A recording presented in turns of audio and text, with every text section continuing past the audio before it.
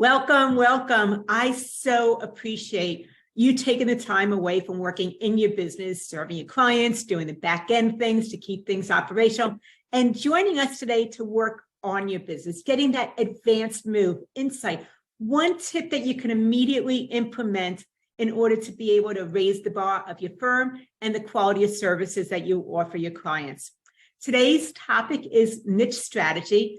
Grow your bottom line with high value clients.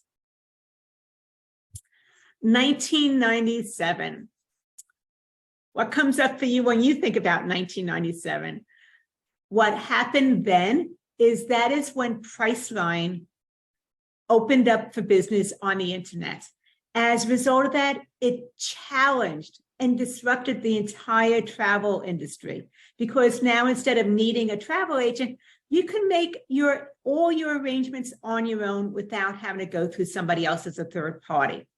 And that is similar to what is currently going on in the accounting profession because of AI, technology, people offshore being able to work with people in country. So something to think about is that Priceline in 1997 disrupted the travel industry, and we are following in its footsteps at this point. So have that awareness and think about what is it that you want to do so that maybe you're following more like Priceline, or you're following it like the travel agents who have changed and shifted how they work in the industry now. Are you an accounting professional who is competing on price because clients don't really understand why they ought to work with your firm instead of somebody else's? Or possibly you're saying yes to everybody willing to pay your fees, and you realize that some clients just aren't a joy to work with. Or possibly that you don't have the words to be able to communicate what it is about what you do for your clients and how to be able to differentiate your services from others doing something similar. If any of those apply to you, then you are absolutely in the right place today.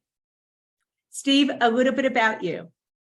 Loren, I would love to introduce myself. Hi, my name is Steve Fogelman. As you can see by the last name, Loren and I are related. We have been married and working together for quite a number of years. And I'm going to be your co-host. I'll be working the chat, and I am a therapist turned business coach. Loren, back to you. Thank you. A little bit about me. Some of you know me already. And for those of you that are meeting me for the first time, is I'm a sports psychologist turned business coach. And what I have found is my education gave me all the know-how, the skill set to do what I do really, really well. But it also trained me and prepared me to be an employee instead of a business owner or employer. Because that, there were three gaps that I had to figure out. And I find that that's true for the accounting professionals I work closely with too. The very first one is how to be able to have the right words and communicate what I do in order to, once again, be able to separate myself from others doing something similar. Number two is how to price my services, because I didn't want to charge an hourly rate and connect my fees to time. And the third thing is how to have enrolling conversations when I don't want to be salesy. I don't want to pressure someone into working with me, and really have it be a conversation where it gives value regardless of the outcome. So those are three things that I found that my clients need as well, is how to have the words communicate value, how to be able to separate their fees from time and price their services, and how to be able to enroll new clients without being salesy. As you can see, that is my #1 Amazon bestseller, The Success Solution. And from 2018 to 2022, I have been listed as one of the top 22 business coaches by HubSpot. If you think about your clients being in a dark cave, there is no light whatsoever. If you've ever been in a dark cave with no light, it is pitch black. You can't even see your fingers in front of your face. That is how pure black it is. And then you come along and you have a flashlight to show the way out. That is why your clients hire you. That is what they want, is that when they're dealing with the financials in their business, a lot of them feel like it is pitch black. They can't even see or understand what's going on as far as the cash flow or the numbers. And many of them have gotten to a really successful place without ever understanding the numbers. And then you come along and you start to make sense out of things for them so that they're making better business decisions. So once again, think about that when a lot of times your clients are reaching out to you, they are in that pitch black, dark cave, and you come along with the flashlight showing them the way out. What we're going to cover today is your profitable niche, communicate your value, and we're going to wrap up with client attraction. I will absolutely give you as much as I possibly can in our short period of time together today. If you're interested in knowing more, having a further conversation, I will show you how to do that as we wrap up. Well, Loren, what are the steps to increase income without working additional hours? Well, this is right from my Raise Your Rates formula, and there's 5 parts to it, as you can see. If you just take the essence of these 5 parts, then you will start to go ahead and have a firm which supports your lifestyle and allows you to be well paid while deeply serving your clients. So the very first step is high value clients. This is where you realize that not all clients are created equal. Some clients are a joy to work with, and others, as soon as you get that communication from them, it throws off your whole day and creates anxiety. So we want to have you enroll more of those high value clients, putting you on the path to your dream firm instead of working with everybody willing to pay your fees. Number 2 is communicate your value. Communicate your value is having those right words to be able to attract those dream clients to you. Number 3 is packaging your services. When you start to create packages for your services, that's when you're bundling certain things together instead of having that long laundry list on your services page of a la carte items. And each thing in your package is going to help to achieve a specific outcome that appeals to your clients. Number 4 is value pricing. This is where you are able to earn 2 to 3 times more than what you're currently earning for your services, especially if you tie your fees to an hourly rate or time, whether it's you charging an hourly rate or some type of fixed fee. When you move over to value pricing, it separates your fees from time. And then number 5 is consultation mastery. This is where you're having those conversations either with potential new clients who are interested in working with you, or maybe with a legacy client who you're looking to transition to your new rates. You're having a particular conversation with them where you're asking specific questions. They see the value of your services and they want to know how to move forward with you. So those are the 5 steps of the Raise Your Rates formula. High value clients, which we're taking a deep dive into today. Communicate your value, package your services. Number 4 is value pricing, and number 5 is consultation mastery. Wow, that's great, Loren. I love how you outline that in your system. So let's go ahead and get started. The first thing we're going to be looking at is your profitable niche or niche. And so which one are you going to choose? Is it going to be niche or niche, Steve? It's niche for me. it's French. So our first poll question, do you have an ideal client? I work with everyone. I serve several industries. I've defined my niche. Once again, do you have an ideal client? I work with everyone. I serve several industries, or I've defined my niche. And this is a great time. If you do have a question, please go ahead and put it into the chat, and I'll be sure to get those questions over to Loren. Yeah, Loren's got that down there. Please let us know what your questions are so we can get those to you. And Loren, I think we're pretty close to being finished with the poll. Okay. So I work with everyone. Go ahead and end it. Yeah. There you go. I work with everyone is 30%. I serve several industries is 40%, or I've defined my niche and that's 30%. Perfect. And, it seems easy, Loren, but it's not. What keeps firm owners from defining a niche? Mm-hmm.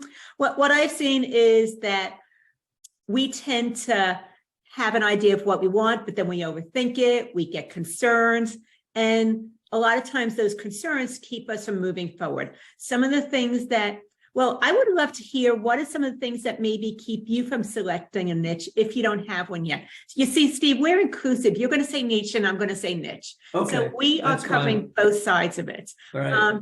But what are some of the things maybe that come up for you that keep you or are holding you back from firmly planting your feet in the ground and choosing a particular niche? Some of the things that I see is that what if you've chosen the wrong one and it's just not the right fit for you? Another one would be that you would be concerned about having to raise your rates because of the fact that you now have a specialty. A third one is there is someone you know you can help, and because they're not in your particular niche, they don't realize that you can help them, and so they move on to somebody else. And then the other one that comes up for me is, what if I get bored because I'm narrowing my focus to a particular industry or niche, and that it is just something that isn't going to hold my interest for the long run? So that is some of the things that I see come up. Krista was saying that what comes up for her is, what if I pick the wrong one and can't get clients? One of the things that Christian said is it would limit my opportunities. And Sheila says, how do I choose? So as I mentioned, there are things that happen. And I want to let you know, this happened to me also. It took a long time, probably about 8 years or so, before I went ahead and firmly declared that I wanted to work specifically with accounting professionals. It was a journey. It didn't happen out of the gate. In the beginning, I worked primarily with a wide range of service-based entrepreneurs, and every now and then I would work with somebody who wasn't a service-based entrepreneur. So that was something that I became aware of. And then I was straddling two niches for quite a while, between marketers and accounting professionals. And after about 3 years of working with both, I decided that I wanted to really just focus on one particular industry. And that was when I made the decision to really solely work with accounting professionals. So even for me, it was a journey. I didn't really know exactly which was going to be the right fit or who I wanted to work with. And it was something over time that evolved for me as well. And I want to also let you know that even after I made the decision to solely work with accounting professionals, it took about another 18 months or so before my website actually declared that and was fully focused on accounting professionals also. So it was a process for me. And I want to just say it is a process for most of us. Radhika says, haven't worked with enough different industries to pick one that feels right. Christian says, I confuse specialty and niche. I'm going to answer that in a moment. So thank you for anticipating what I'm going to talk about, Christian. And then Jerry said, LinkedIn recommends that we vary our niche from time to time to attract new clients. What do I think about that? I think that that's good for LinkedIn. I don't know if that's actually good for you as a business owner. So those are some of the things that come up, and I think that they're all great reasons and they're all valid. I've gone through most of them. So we're going to answer Christian's question about niche and specialty. Well, before we do that, though, I want to know, as a pricing expert, that you're helping accounting professionals double their income and reduce their workload. So what's something that increases their revenue? Well, as I mentioned, it is the evolution going from that 1.0 where you're serving a wide range of people. And that works for a lot of accounting professionals. So there's no right or wrong about it. It's about doing what is in your best interest as well as in your clients. But a generalist is going to work with a wide range of people, and they're going to work with a wide range of needs as well. So that's something to think about. Those people tend to like the variety, or they have trouble making a decision for different reasons. And then there is the specialist. And I want to say a niche and a specialist are two different things. You can have either or you can have both. A niche is who you serve. A specialist is what you do for your clients.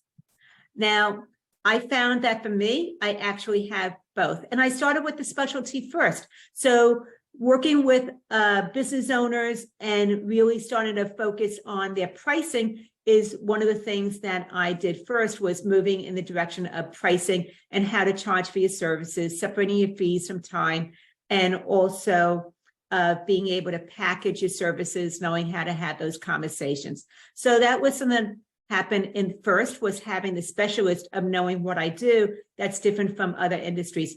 And then knowing who I serve, which is the accounting professionals, came afterwards. That is something to think about for you. Do you want to just have a specialty, which is people come to you because you do a specific thing? You want to have a niche. People come to you because you work in that particular industry, or maybe a combination of both, which would be marrying a specialty along with a niche. And one of the things, once again, I realize is that the more specific you are, that means that you can charge more for your services. Well, Loren, this is a question that many accounting firms, they really wonder about this. What if I'm not sure about what niche I should choose? What do you recommend in something like that?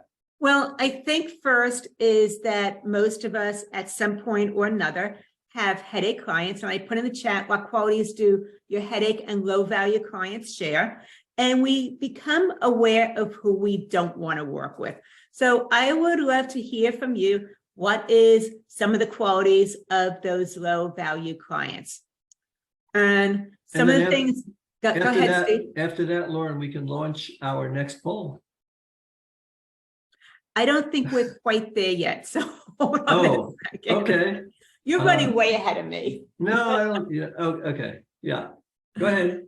So anyway, I want to find out, what are some of the qualities of low value clients that you've seen? What I've found out from talking with my clients, as well as part of my experience, is that they are price sensitive.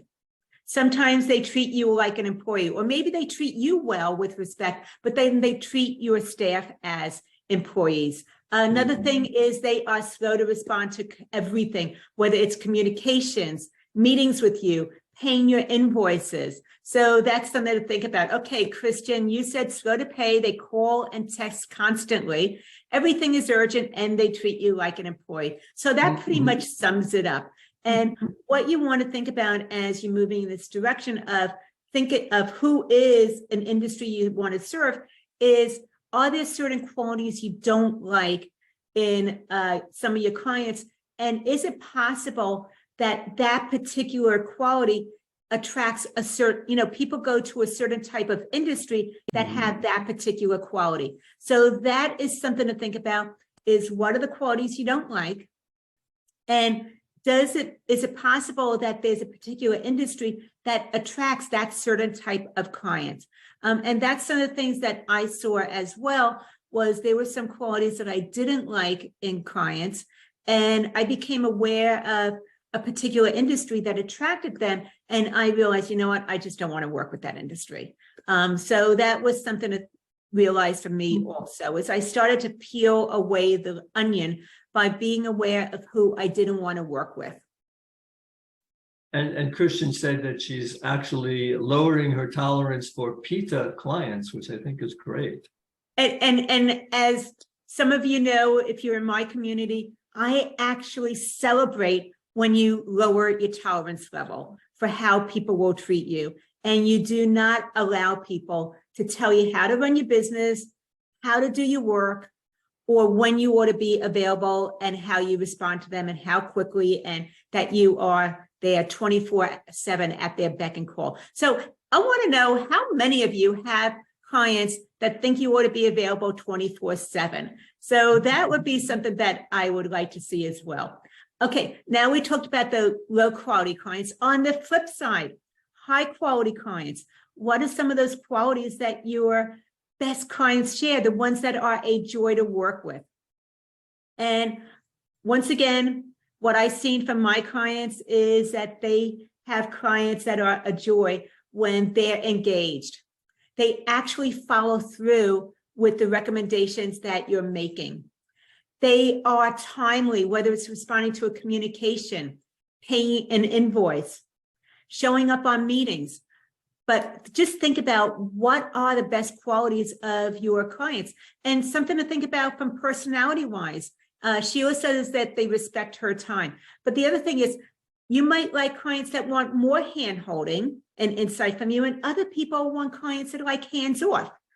And that is something to think about also.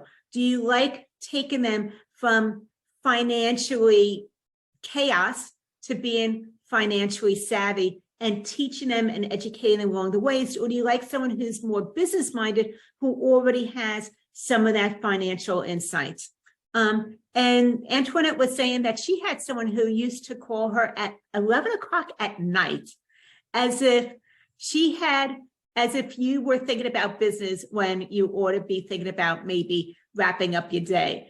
So that is something to think about, and that she wanted you to respond right away, even though you might be in your PJs. So, and then Christian said that she feels like, high quality clients like collaboration. They're not price sensitive.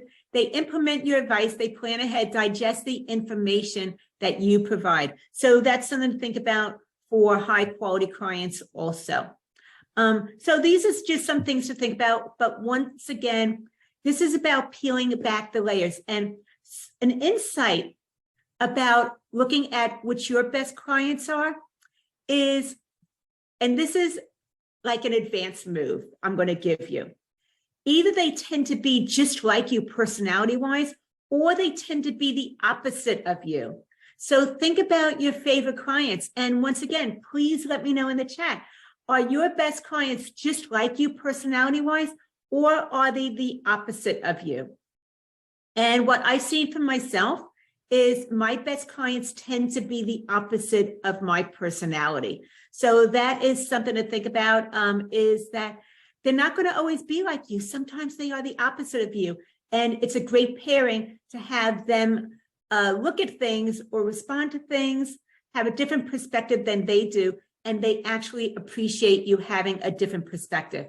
Christian said, I don't feel like my clients are like me, and it almost works better. Ditto to that, Christian. I fully agree. Oh, Jerry said best clients are those who know that they do not understand bookkeeping. Does that mean, Jerry, also that those are the ones that never want to go into their QBO and touch things and fidget around in there? So, Steve, you're on. Well, if accounting professionals no longer want to work with everyone, like we've been talking about, how do they start to define their high value clients? Well, also Radhika mentioned that her best clients are clear that they just don't want to deal with it. So they're already busy with other things and they want to know their numbers. They just don't want to be the ones doing all the work to have their financials up to date and accurate. Okay, so what are some things you want to think about? Is once again, there's demographics, which most of us hear about a lot, especially if we do any reading on how to understand marketing. That is where we're looking at where somebody lives, maybe region, industry that they're in, marital status, education, income. Those are the essentials that we're thinking about when we first start looking at how to attract people to us. And then the next move is psychographics, which I actually think is more important than demographics. This is where we're looking at the characteristics, the quality of the people that are a joy to work with for us. So once again, do you like people that want a lot of hand-holding, or do you want people that are kind of like hands-off and just want you to tell them what to do and have all their financials at the end of the month?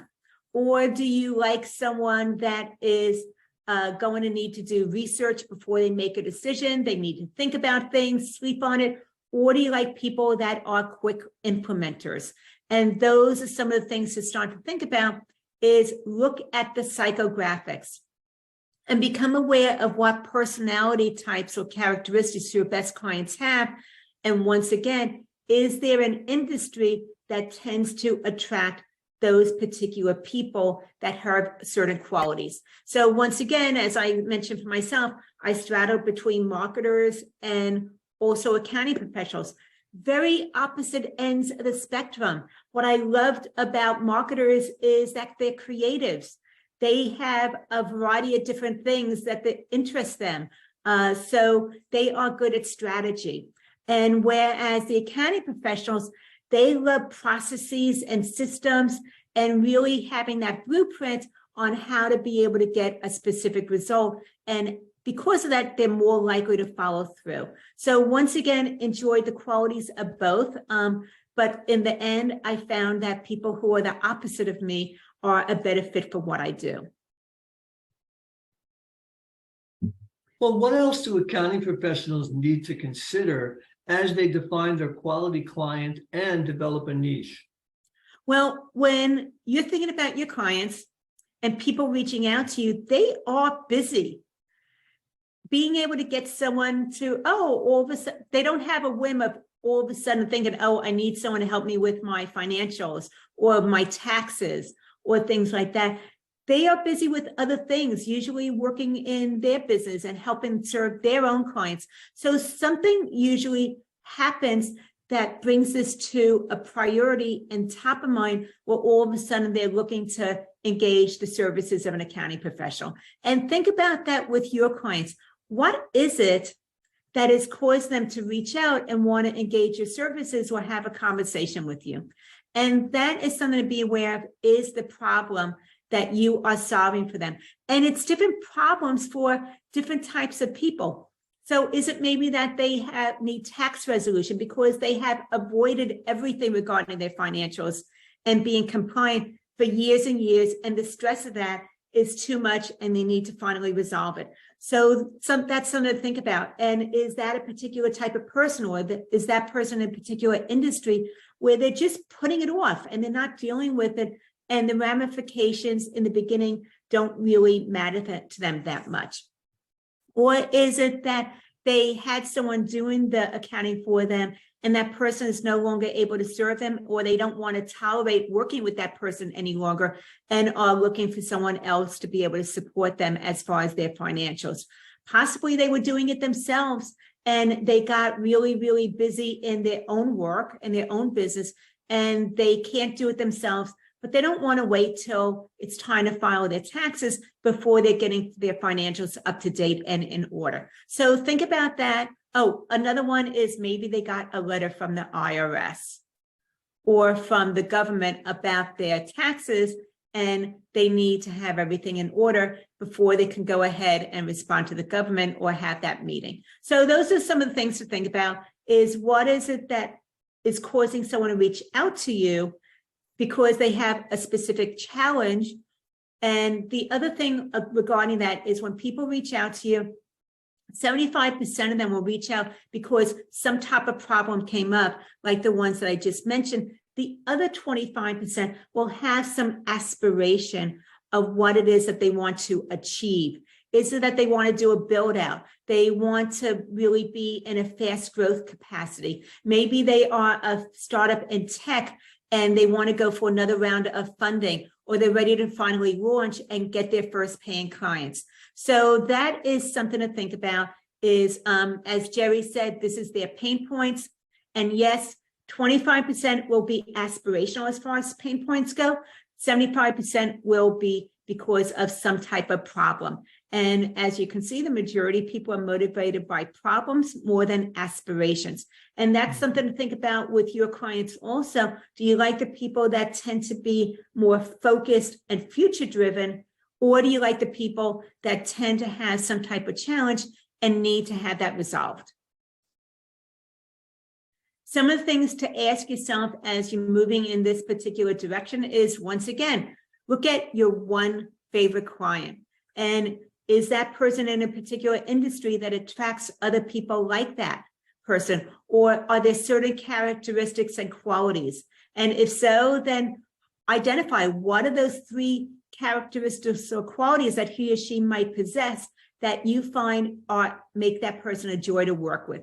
And the last part is, what is the primary problem or challenge that that particular person had before they reached out to you? So those are some things to think about as you're starting to narrow things down, peel back the layers of the onion as to who it is that you want to serve. So once again, that would be industry, which would be niche, or what is it that you want to do for them, which would be specialty. When I first met Justin, he was working with a wide range of businesses. And as a result of that, his work wasn't very efficient. That meant that he was working long hours because different businesses had different particular needs. And he wanted to really go ahead and systematize things as much as possible because he was getting ready to grow his firm and didn't want to necessarily be the technician in his firm any longer, but wanted to move more into that CEO position. By doing that, we went ahead and identified a particular niche for him. And his niche that he chose was the cannabis industry. And this was when the cannabis industry was first becoming legal in Oregon. So it was in the early days of becoming legal. That meant that a lot of things that were appropriate and status quo for other businesses wasn't status quo for the cannabis industry in Oregon. That means how they did banking was different.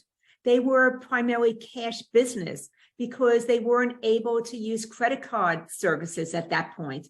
So think about that. He loved the fact that it was really a rogue industry at that point. And it was people that were, a lot of them were off the grid in the beginning, doing this on their own before it even was starting to become legal in the state. And they had to figure out how to go from being actually an illegal business to now being a legal business. So he loved the complexities and the challenges that they had in the beginning, figuring out how to be a business in the state of Oregon when everything was new and something that was actually legal on September 3rd, on September 30th, all of a sudden October 1st, it was no longer doing business as usual, and they had to go ahead and quickly pivot to be compliant. So as a result of moving in that particular niche, he was able to actually pay down his debt in 4 months instead of his original plan of 5 years. The other thing that happened, because we were able to really tune into the niche that he wanted and be able to productize his services a little bit more, package them and value price them, is that he was also able to buy the building that his office was in.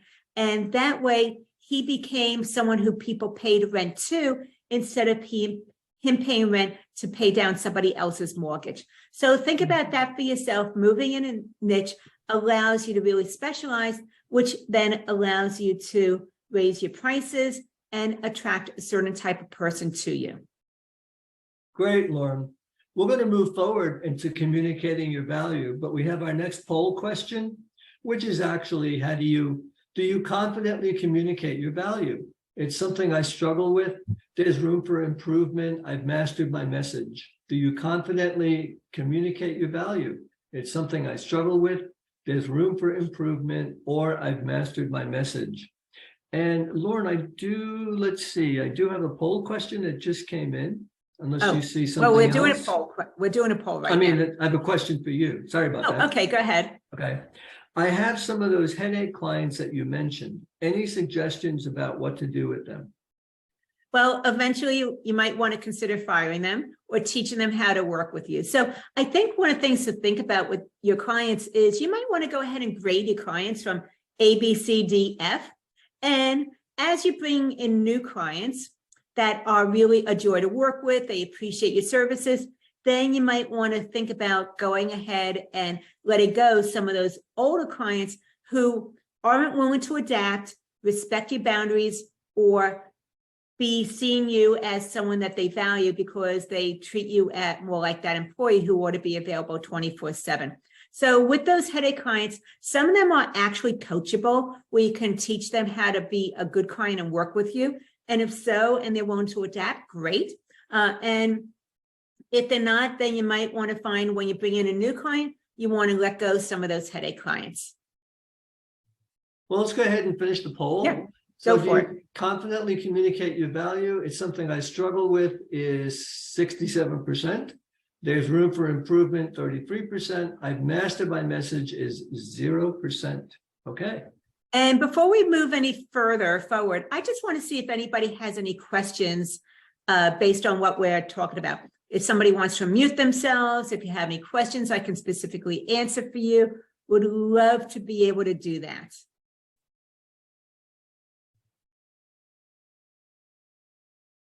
Well, Well, let's move ahead. Yeah. Demographics and psychographics are really helpful. Are there other factors that most accounting professionals overlook when choosing a niche? mhm. Something to think about, and I think that this became evident in March of 2020 when COVID happened and business as we knew it just changed and quickly had to pivot. Is you want to think about whether whether a business is adaptable, and also whether it's recession proof. Especially as you know, it's not like the economy stays strong or the economy stays weak. It has waves to it. It has ebbs and flows, and it's going to go up and down. And that's something to think about, is if you're in a particular industry and that particular industry is not adaptable or recession proof, then it might affect your profession, your firm as well. So once again, location. Are they regional, brick and mortar, or are they virtual? So that's something to think about. The other thing is it more of a luxury type of business that you're looking at? One that comes to mind for me would be the tourism industry, which is a little bit more luxury, where it's not something that people have to have, but it's more that people want to do it, and that the tourism industry benefits when the economy is strong. The third thing is that it might be a type of industry that is impacted when there's a change in the economy, but it doesn't stay that way. It can pivot back. One that comes to mind for me might be in the trades. In the beginning, people, if there's a change, people might originally go ahead and stop doing new construction as much, but then they are doing more remodels in their homes. So that's something to think about, is yes, they're impacted, but they're able to go ahead and adapt to it. Fourth one is unaffected. One that comes to mind for me would be grocery stores. We all still need to go ahead and eat. So grocery stores might not be affected when there's a change in the economy, or once again, recession proofing, because they started doing more home delivery at that point, or where you could order virtually and then just pick up, go to a parking space, pick up, let them know you were outside, and they brought your groceries out to you. So that was something to think about. And then resistant proof is a particular industry that is able to be solid no matter what, or they're able to adapt because of the way that they're doing business. And one that is a resistant proof to me was healthcare, where a lot of them, they were in office. You had to go into the office before COVID to see a healthcare provider. And because of COVID, a lot of them were able to now do virtual services or telehealth, where they weren't able to do it before. And partly they were always able to do it, but health insurance didn't pay for telehealth. Mm-hmm. And now health insurance does, because of the change in economy. So this is something to think about for you, is the industry that you're looking at, is it recession proof as well as adaptable? Christian was saying many times construction clients need clean financials regardless of the economy. Examples are for bonding or for bank loans. So that is something to think about also. And if anybody else has any insights about maybe a particular niche and whether it meets one of these 5 criteria or categories, would love for you to share that as well. Well, Loren, as you gain experience or expertise in your niche, you add value that also extends beyond basic accounting. Give an example of how you can help a client get new opportunities and adapt or recession-proof their business. Recession-proofing your business, which I was just talking about, and I want to give you something to think about here now, which could be a specialty. Even though everybody's doing it, if you start talking about it and connecting what your services are to this particular thing, then that is going to be attractive to certain clients and business owners. So one of the things to think about that you probably already do or are very capable of doing is helping recession-proof your client's business. So think about it. Once again, if the economy changes, if there's another shutdown like there was in March of 2020 because of COVID, do your clients have enough in cash reserves to be able to write out the changes that are going on regarding the economy. So do they have enough in their reserves to be able to maybe be operational still for 90 days without it taking a hit to their business, or then thinking about maybe they have to close their doors because they don't have any reserves on hand? So one of the things to once again think about for your particular clients, and a way to either specialize or possibly even focus on a niche, is showing them that you can help them recession-proof their business. So once again, it's something you know how to do. It has to do with budgeting. It has to do with preparing for the what ifs, and that by doing that, you're actually helping them to strengthen their business, because then they can go ahead and write out any changes that might be coming their way that they haven't been able to anticipate. And as a result of that, they're going to be able to write it out with comfort instead of distress. Well, according to professionals, accounting professionals are unlikely, accounting professionals are uniquely qualified to help business owners. Let's talk about how to be seen as an industry expert. Well, there's two different ways to think about that. And the one I'm going to go into right now is really them seeing you as an expert, where this is pivoting away from simply the compliance part of what you do and adding in the advisory part of what you do. Because I believe as accounting professionals, you understand the story behind the numbers. It's not just about having accurate financials, but it's about having to apply those things for your clients to be making better business decisions. So the more that you can show them how to be able to understand the numbers, the patterns, how to be able to use them to be able to move forward with their business, that actually increases your value in their eyes. And once again, it moves more into the advisory or consulting aspects, as opposed to simply the data entry and the compliance. And then the other part, which we'll go into in the next section, has to do with how people perceive you, which has to do with the marketing part of it. But if you're thinking about the advisory part of it and marrying the metrics and the data with making good business decisions, think about, okay, the construction industry. They need job costing and productivity. In the healthcare industry, they need more insights about collections and invoicing, a lot of times because they're working with third-party billers and insurance company. So that is something to think about, is they really need to be on top of invoicing and collections. And then you have the restaurant industry, which has seasonality. They have ebbs and flows a lot of times, depending on the season.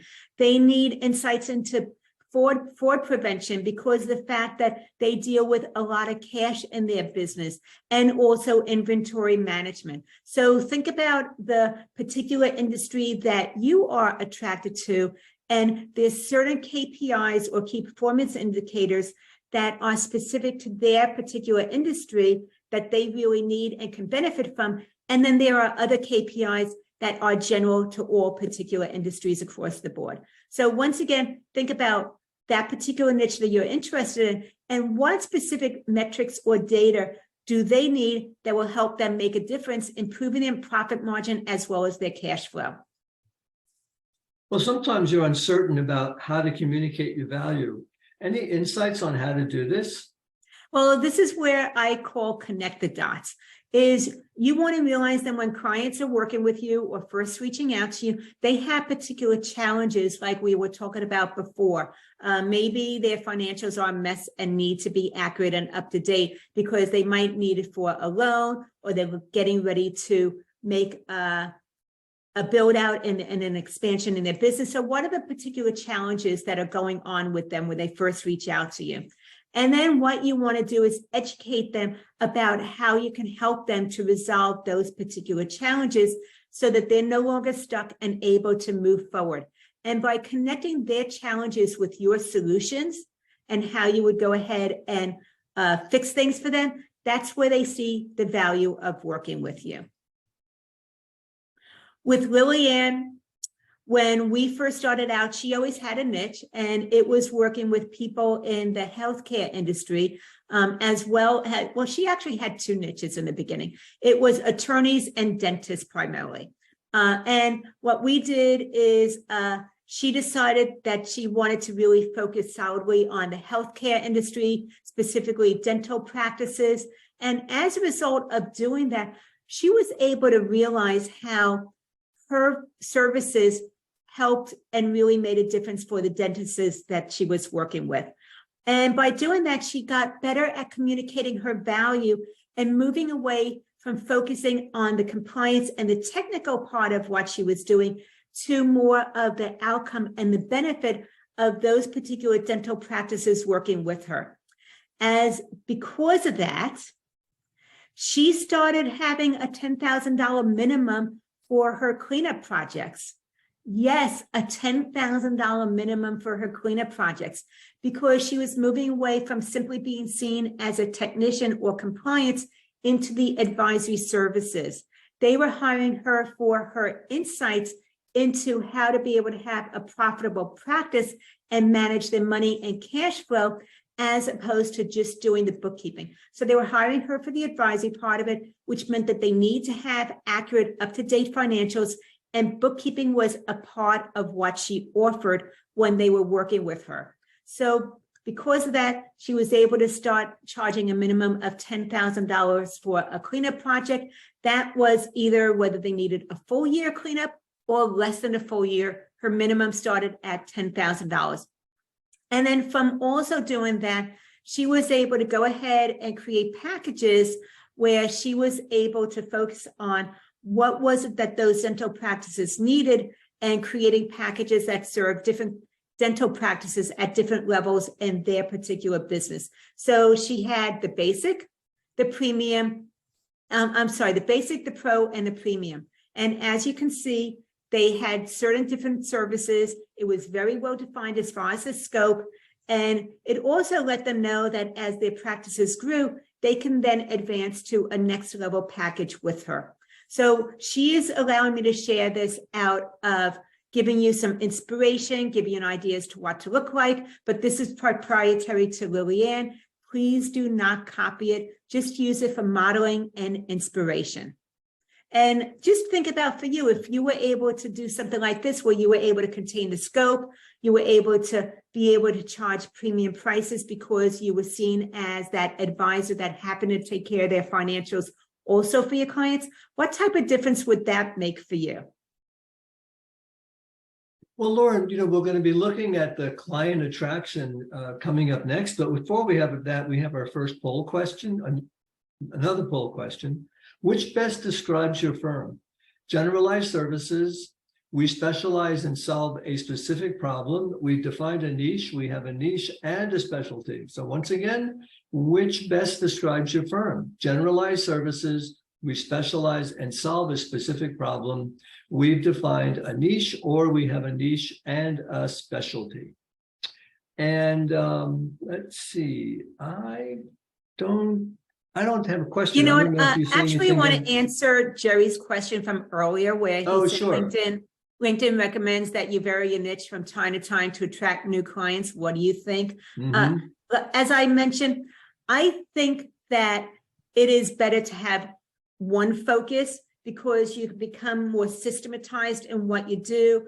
As you create more systems and processes, you also become more effective with how you're working with that particular industry, as well as more efficient over time. And as you create systems also, you can pass on some of the lower level work to somebody else. Having several niches means that you need to understand the complexities of all those different businesses. And I feel that I would rather have you attract quality people who are a right fit for you than being focusing on quantity and a lot of people. So and if you look at most niches, there are more than enough for most of us in any particular niche. So once again, I would rather you be really focused on one particular niche and being able to attract a certain quality of people, as opposed to several different niches where you are looking at quantity instead. So that is my thought about it. And I know that there's a lot of people out there that are LinkedIn specialists. And what is right for being on LinkedIn and what is right for having your business might be two different things. So let's go ahead and end the poll, Steve. Okay, which best describes your firm? Generalized services, 67%. We specialize in solve a specific problem, 11%. We've defined a niche as 22%. We have a niche and a specialty is 0%. Okay. So now we're ready to discuss attracting high value clients. But before we do that, we have a resource. I know, Loren, you have this great resource, and why don't you go ahead and put it in the chat and talk about it a little bit. If you are, and so this is going into the next section of how to be able to attract those high quality premium clients to you, having the right words, how to be able to get seen, separate yourself from others. If that interests you, I have a resource for you. It's at businesssuccesssolution.com. Whoops, wrong thing. I put in the wrong link. Let me do that all over again. Go ahead and change that. Yep. I'll put all the links there. Okay. So if you want the strategy on how to attract those high value clients to you, go to businesssuccesssolution.com/attract, and you will get that free resource. Once again, it's at businesssuccesssolution.com/attract to be able to get the insights on how to appeal to that right client so that you have more of them that you're working with. Great. So we're going to be talking about preeminence, which I absolutely love. So we're now ready to discuss how to attract high value clients. How do you define this preeminence and how does it fit in? Well, this is what I call the preeminence strategy, and preeminence means surpassing all others. I feel that just the word preeminence itself, that word feels rich, noble, and very high quality. So I want to be able to show you my 5-step strategy on how to be able to rise above everybody else and attract those right clients to you. And Steve, I'm going to just take it from here to let you know. Go for it. Thank you. The very first thing you want to think about is empathy. This is where your clients know that you deeply care about them, that it's not transactional. It is really about the fact that you know your clients, you know what's top of mind for them, what is important to them. And it is the fact that you are there for your clients. You know who they are. They're not just a number in your bank account. So once again, you want to show that you care about them. You want what's in their best interest, which puts you in the position of an advisor, as opposed to what is in your best interest. The next thing to look at is experience. And I'm not talking about the credentials that you have or how many letters you have behind your name or how many years you've gone through school or anything like that. I am talking about the client experience. When clients reach out to you, do they feel that they can ask you any question, no matter how fundamental and elementary it might be, and that you want to be able to answer that in a way that gives them the information that they need, or that you are available for them? Steve, can you go on a little bit for me? Yeah, absolutely. So with experience, you want to look at delivering an exceptional experience and a client experience strategy. So you want to think about what do they need and what would be best for them at this particular time. So deliver that exceptional experience and give them a client experience strategy. I think I can go ahead and step in. Thank you for being my partner with this. Absolutely. The next thing you want to think about when you're meeting with them is, what do you want to educate them about? Do they need the financials 101 to be able to read the reports that you're sending them? Do they want to understand more about how cash flow actually works in their business? Possibly how to start budgeting in order to be able to move forward with the things that are top of mind for them. Being able to forecast and understand what forecasting even means, because they might not even have that word available, and how they can use that to be able to have a more solid or expand their business. Maybe they need tax planning, or possibly how to actually use business deductions in order to keep more of their earnings and be able to lower their tax bill.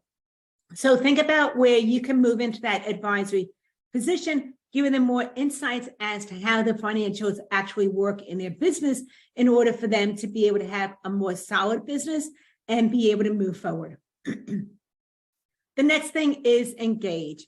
And one of the things I really think about that is, how do people find out about you? And some of the things that this means, and I'm going to put something in the chat. I put in the chat, what's your rant or pet peeve? So what is it that you find that is kind of like status quo, but isn't really accurate or in their best interest? So a rant or pet peeve might be anybody with a QuickBooks account can do bookkeeping, or that someone that is doing online service for payroll is actually doing payroll services as opposed to just following through on getting payroll done. So those are some of the things to think about. Do you have a rant or pet peeve? And one of my clients, what he likes to say is, friends don't let friends use TurboTax, because there's a difference between someone doing their taxes on their own versus having a tax professional do the taxes for you. So if you have a rant or pet peeve, I would love for you to put it in there. But some of the things to think about is, how do you get out there so that people know who you are and that you exist? It might be networking. It could be speaking, the content part of it, which is, once again, what is it that you're known for? What do you talk about? That goes along with your rant or pet peeve. Mine is about separating your fees from time in order to be able to earn more and no longer be a slave to your business. So those are some of the things to think about, is what are the ways that you get out there? And this applies whether you are an introvert or an extrovert. How do you get out there in a way that works for you? And that goes to the next one right here, which is being seen as that go-to expert. When you are connected with your rant of what it is that is status quo, but there's a better way. When you're seen as that go-to expert, then that is going to get something where you're able to now define what it is that you talk about, and it allows you to rise above everybody else who's doing something similar to you, but they haven't actually defined their messaging. The other thing is that when you know what your particular topic is that you want to focus on over and over to attract people to you, you can do this whether you're that introvert or that extrovert. And the way that this might be, if you're an extrovert, is once again, getting up and going to network meetings and being in front of people and hosting events. Or if you are more of an introvert, first of all, introverts make great public speakers. I just want to put that out there. But the other thing with introverts might be that instead of going to a network meeting, you want to reach out to other people who serve the same clients as you do and develop those referral relationships. So once again, you can rise to the top and be seen as that go-to expert, whether you're an extrovert or an introvert. And with Rihanna, she is very much an introvert, loves being in front of her computer at her home office. But she was saying yes to everybody that wanted to work with her, which meant that she would be putting the kids to bed at night and going back to her computer to do some more work for her clients. She was working all hours and sometimes on the weekends also, which meant that she was missing their ballet classes and their soccer games. And she didn't want to miss out on those things any longer. So she went ahead and niched in the restaurant industry because she had 20 years as in an accounting department working for a high-level franchise restaurant. And so we created packages that were specific to the restaurant industry. And as you can see, she has the silver, gold, and platinum. And there are things that they need that is specific to them. And once again, I'm sharing this with permission for inspiration and to model, but please don't copy it because it's proprietary to Rihanna. So think about that for you also. If you had that particular niche, how can you go ahead and be more efficient as well as effective with how you serve your clients? Well, what we covered today was your profitable niche, communicating your value, and client attraction. And, I know, Loren, that we have our last poll question coming up. Actually, we don't have one. We don't have a poll question, so respecting we are time. going to go right into, Loren, you really shared a lot. And now I think you can go get ahead, you can get started, but I think there are some who want to know how they can take this further with you. What do you recommend for your listeners who are ready to define a niche and attract high-value clients? Well, if you feel that this topic resonated with you, that this was time well spent, and that you want to go ahead and really get this implemented with the how-tos so that you get it done faster and more effectively as opposed to figuring it out on your own, then please reach out to me. I put aside some slots for a Path to Profit strategy session. It's a dedicated conversation to focus on your business and what you want to achieve to be able to increase your revenues and not have to take more of your personal time in order to be able to serve your clients, to really take charge of your firm. If that appeals to you, then go to businesssuccesssolution.com/let's talk so we can set up that dedicated conversation. Once again, it's businesssuccesssolution.com/let's talk to have that Path to Profit strategy session. And I just want to acknowledge you taking time away from working in your business, serving your clients, joining us today to work on your business, getting that advanced move. One actionable tip that you can go ahead and implement immediately from our short time together today. Thank you so much. I appreciate you being here and look forward to talking with you soon.